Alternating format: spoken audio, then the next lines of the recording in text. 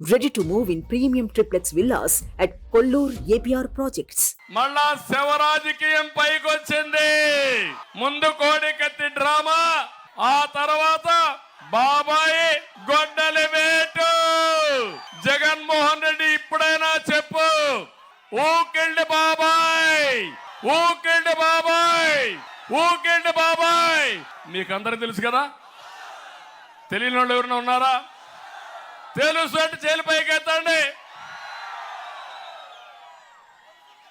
2019లో శవ రాజకీయం చేసి మా నాన్న చనిపోయాడు, ఉన్న ఒక బాబాయిని కూడా చంపేశారని చెప్పాడా లేదా?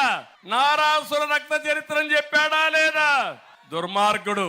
ఎన్నికలైనాయి, ఇప్పుడు వాళ్ళ చెల్లి అడుగుతా ఉంది, అడిగిందా లేదా?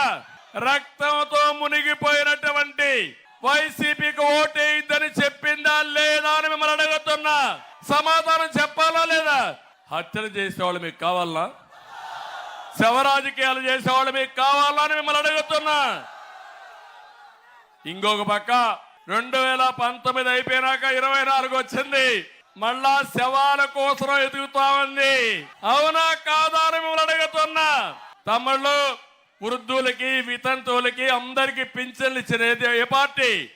మొట్టమొదటిసారిగా 35 రూపాయల పింఛన్తో ప్రారంభించింది నందమూరి తారక రామారావు గారు.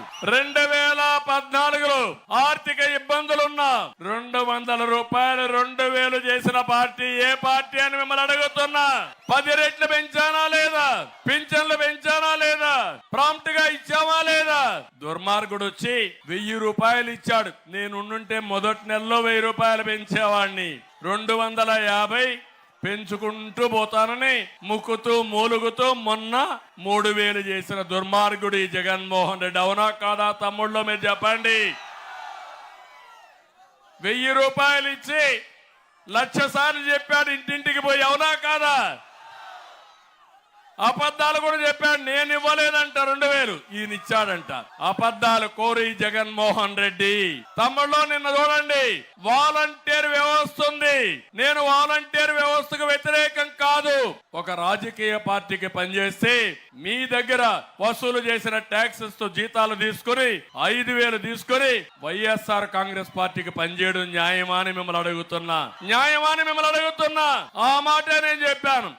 మిమ్మల్ని తీసేయం, మీరుంటారు, మీ వ్యవస్థ కొనసాగిస్తాం, కానీ మీరు ఏ రాజకీయ పార్టీకి సపోర్ట్ చేయొద్దండి. ప్రభుత్వ సేవల్ని ప్రజలకు అందించండి. మేము సిద్ధంగా ఉన్నామని చెప్పాను. చెప్పానా లేదా అని మిమ్మల్ని అడుగుతున్నా.